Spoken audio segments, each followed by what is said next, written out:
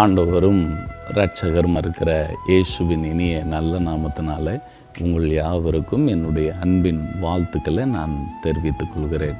இந்த நாளில் கூட ஆதியாகமத்தினுடைய புத்தகம் 16ஆம் அதிகாரம் 14வது வசனத்தில், ஆகையால் அந்த துறவு பெயர் லகாய்ரோயி எனப்பட்டது, அது காதேசுக்கும் பாரேத்துக்கும் நடுவாக இருக்கிறது என்று வேத புத்தகத்தில் சொல்லப்பட்டிருக்கிறது.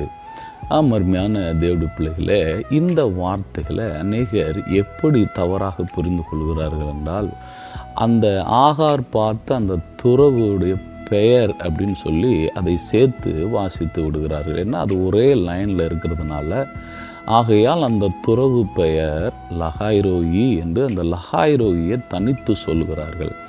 ஆனால் எபிரேய மொழியில் அப்படி சொல்லப்படவில்லை. அது பெயர் லகாய்ரோயி என்று தான் சேர்த்து வாசிக்க வேண்டும். பெயர் சபா அப்படின்னு சொல்கிறோம். அப்போ அந்த பெயர் சபா அப்படின்றது அந்த பெயரை சேர்த்து தான் நம்ம சொல்லுகிறோம். பெயரினுடைய அர்த்தம் என்ன அப்படி என்றால், கிணறு என்று அர்த்தம், ஊற்று என்று அர்த்தம். இங்கே லகாய் அப்படின்னா ஜீவனுள்ள தேவன் என்று அர்த்தம், உயிருள்ள தேவன் என்று அர்த்தம். ரோய் அப்படின்னா காண்கிறவர் என்று அர்த்தம்.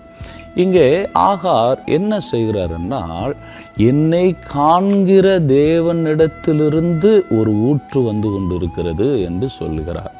அப்போ நம்மை காண்கிற தேவன் ஒருவர் இருக்கிறார் என்கிற அந்த அறிவை அடைந்த இடம்தான் அந்த இடம். அந்த இடம் எங்கே இருக்கிறது என்றால், காதேசுக்கும் பாரேத்துக்கும் நடுவாக இருக்கிறது.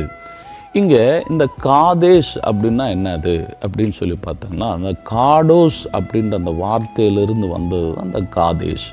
இந்த காதேஷ் என்றால் தூய்மைன்னு அர்த்தம்.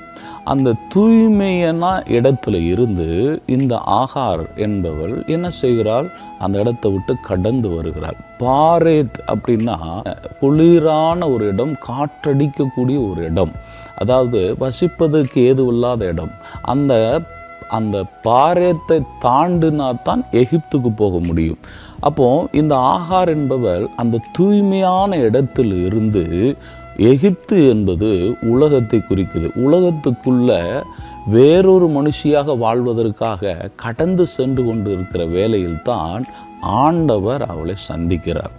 பாருங்க அருமையான தேவனுடைய பிள்ளைகளே, நம்முடைய வாழ்க்கையில் கூட ஆண்டவர் நம்ம என்ன நோக்கத்திற்காக அழைத்தாரோ அதை விட்டு உலகத்தினுடைய காரியத்திற்கு நேராக ஓடிக்கொண்டிருக்கிற மனிதர்கள் ஒவ்வொருவரையும் தேவன் காண்கிறார், சந்திக்கிறார்.